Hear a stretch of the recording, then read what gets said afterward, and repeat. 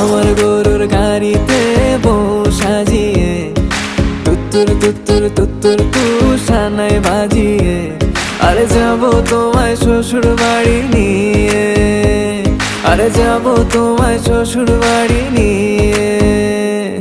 তোমার ভাঙা গাড়িতে আমি যাব না, কারো ঘরের ঘরনি আমি হব না, করব না তো কোনোদিনও বিয়ে। আরে যাব তোমায় শ্বশুর বাড়ি নিয়ে।